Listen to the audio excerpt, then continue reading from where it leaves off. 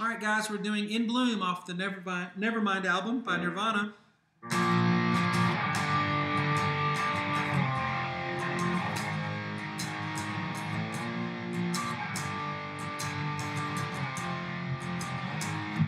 Okay, we're in standard tuning. A lot of times when you hear, or every time that I've heard, you hear Nirvana live performance, they're tuned down half a step, just like Stevie Ray Vaughan and Jimi Hendrix used to do. Alice in Chains did the same thing, I think. But we're in standard here because they're in standard on the album version. And we're going to start with a power chord on 6. Okay, that's going to give us a B flat note on the low E string. So we're on fret 6. 1, 2, 3, 4, 5, 6. So a power chord, as you know, is first finger anywhere you want it to be, and then the other 2 fingers are going to be 2 frets away on the A and the D string. Okay, so it goes 6, 8, 8.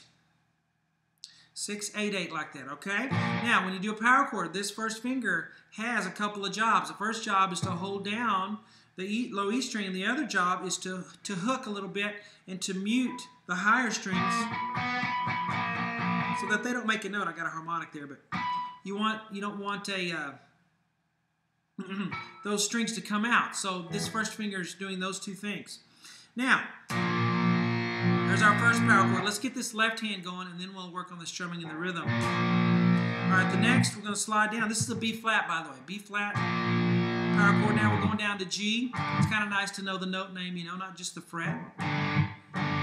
Just a little bit of theory there for you. So G is going to be this 3rd fret. All right, so get used to that left-hand slide. Okay, now you may think, well, it's easier to do this. Yeah, maybe, but when they do in the riff on the album, you hear a slide going up. So that's the reason I'm doing it here on the 6th fret instead of the 1st fret on the A. Anyway, so 6, 3, 1. So go down to 1, do your power chord there. If your power chord sounds bad like this, it's because you're not muting strings, okay? Only these 3 we need to be ringing, all right? Now we're going to go up to 4 now, which is an A flat note. So 4, 6, 6. So let's get that left hand. Here we go. 6, 3, 1, 4. Now here's the rhythm. Okay, we're going to go.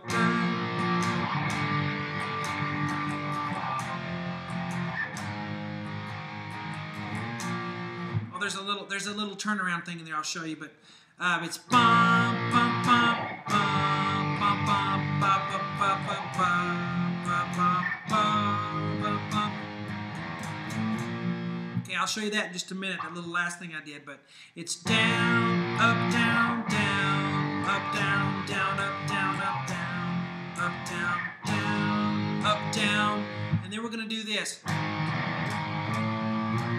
to do the next part. That little bitty thing in there that if you listen to the album version, you can hear that. I try to get as close as I can to the versions that we're doing. Okay, I'm not always perfect, but I try to be on getting those little bitty things in there that you hear on the album and playing it the way the artist does. So, we're going to have this. When we end up on that 4, you hear the ba-ba-ba-bum. When we're going to do the riff again, you hear right at the end. Okay, so that's open E. And then we're going to do, so that's going to be power chord on 4, 5, 6. And then we start the riff again. So, down, up, down, up, down, up, down, down, up, down.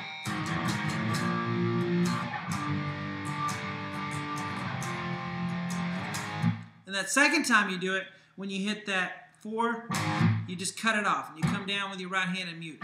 And you stop it, okay? So here's the whole opening riff. Ready? Down, up, down. Ah, sorry. Down, up, down, down, up, down, down, up, down, down, down, down.